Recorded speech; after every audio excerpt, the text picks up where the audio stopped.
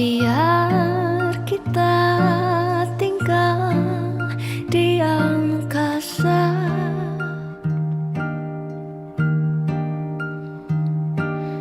bersama selama-lama-lama-lamanya.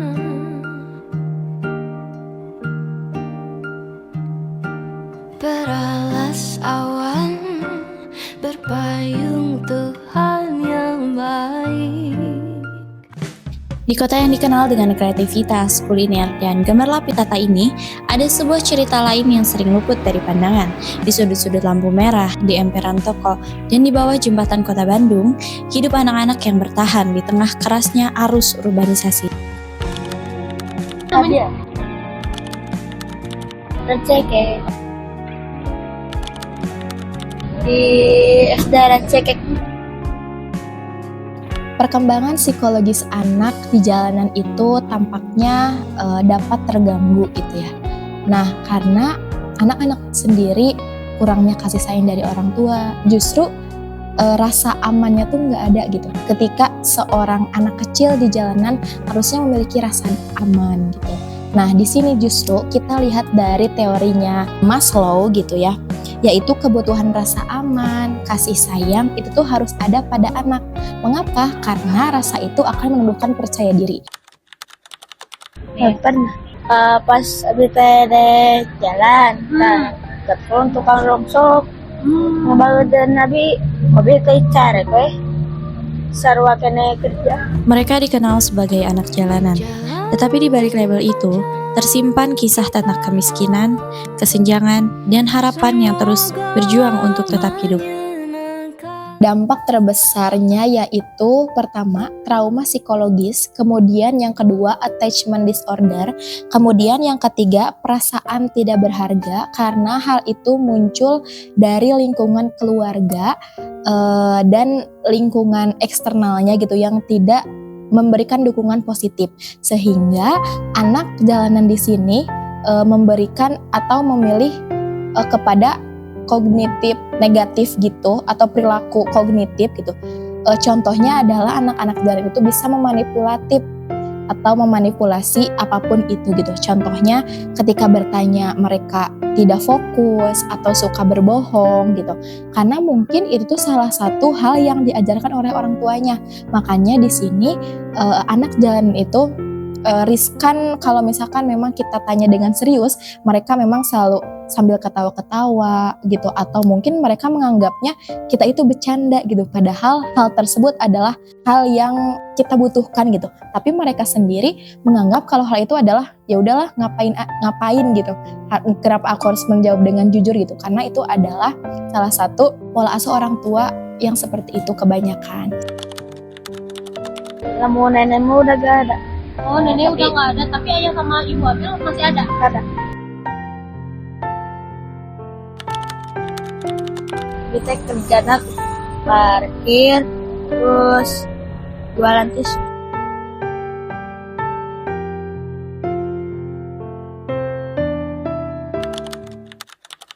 Kemauan sendiri.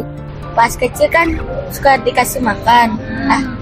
Pokoknya kepikiran beli biasa. Memang nyari uang teh di Bandung, kadang-kadang di Cikarang, kadang-kadang di Bogor. Kadang-kadang 30, kadang-kadang 40. Abil, 13 tahun, sudah turun ke jalan sejak berusia 8 tahun. Ia bercerita bahwa sekolah bukan lagi prioritas. Ketika orang tuanya mulai kesulitan, ia harus ikut mencari uang. Lingkungan jalanan membentuk anak survival, kemudian tidak lemah dan keras gitu. Kenapa? Karena memang di jalanan mereka ditumbuhkan oleh orang tuanya untuk selalu mencari uang gimana caranya untuk bertahan hidup. Nah, kita ambil dari teori sosial Albert Bandura gitu, di mana cara mereka berperilaku itu melihat dari cara gimana mereka meniru sosial yang ada di lingkungannya. Polisi. Anak seperti Abil, kita ambil dari perspektif BK, bimbingan konseling perkembangan. Pada dasarnya memang individu itu bisa berubah gitu. Bahkan memiliki potensi untuk berubah sepanjang hayatnya gitu dan berkembang sepanjang hayatnya seperti itu. Nah, di sini apakah Abil bisa berubah? Jelas sangat bisa berubah. Dengan cara apa? Pertama, diberikan role model yang positif, kemudian diberikan lingkungan yang positif juga. Nah, kenapa? Karena lingkungan itu adalah faktor paling utama yang bisa merubah Abil dari awalnya menjadi tidak baik. Mungkin dia akan memiliki keinginan untuk menjadi lebih baik lagi gitu, ketika memang lingkungannya mendukung. Harapan saya, semoga dengan permasalahan ini masyarakat semakin terbuka dan tidak menghakimi ataupun menyalahkan terhadap anak jalanan. Tetapi kita sebagai masyarakat harus melindungi dan memberikan kasih sayang, memberikan halayak apa yang bisa kita lakukan, seperti memberikan pendidikan yang layak, kemudian makanan yang layak, dan sebagainya, supaya mereka lebih semangat untuk mencari kehidupan, karena semua anak layak untuk dihargai dan layak untuk tumbuh.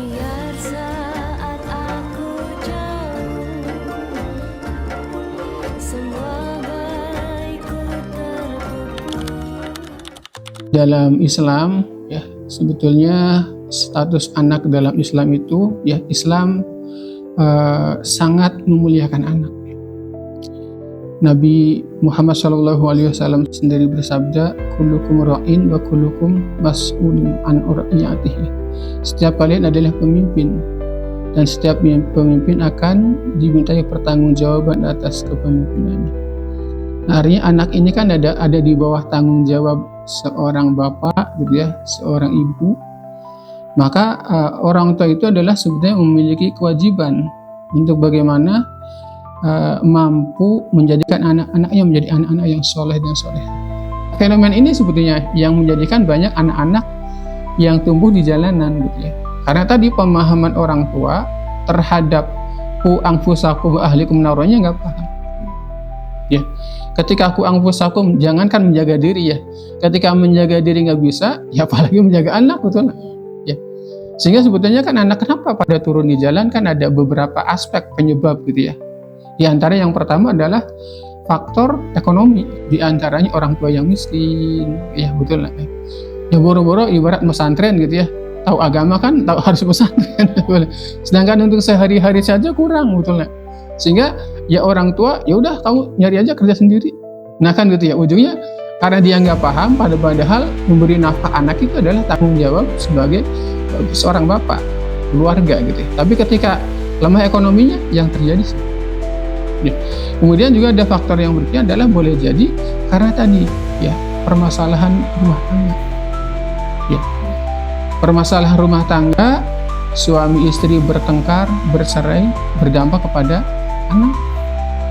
Nah, ini adalah faktor-faktor yang sangat penting gitu ya. Nah, ini yang utama, makanya ya saya mengajak pada diri sendiri juga kita semua, marilah kita belajar agama sungguh-sungguh.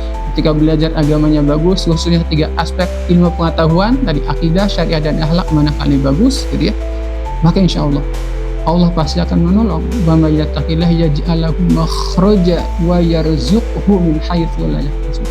Barang siapa takwa kepada Allah, yaj'al lahu makhraja, Allah memberikan jalan keluar dari setiap masalah. Ya. Wa yarzuqhu min haitsu la yahtasib, dan rizki dari arah yang tidak disangka-sangka. Jangan khawatir, jangan takut masalah ekonomi. Kalau takwa betul-betul pasti ada jalan. Wa may yatawakkal 'ala Allah fa huwa hasbuh. Hanya dengan tawakal kepada Allah, ya. Hanya dengan tawakal kepada Allah kita akan dicukupi. Rumah tangga akan cukup kalau tawakal, pasrah. Kalau kita nggak pasrah, ya kekurangan. Ujungnya anak, tolong dong cari rezeki. Nah, gara-gara nggak ada tawakal gitu ya, anak suruh minta-minta. Ya gara-gara orang tuanya nggak takwa dan tawakal. Maka kunci utama adalah marilah kita kuatkan kembali ketakwaan kita, ketawakan kita kepada Allah.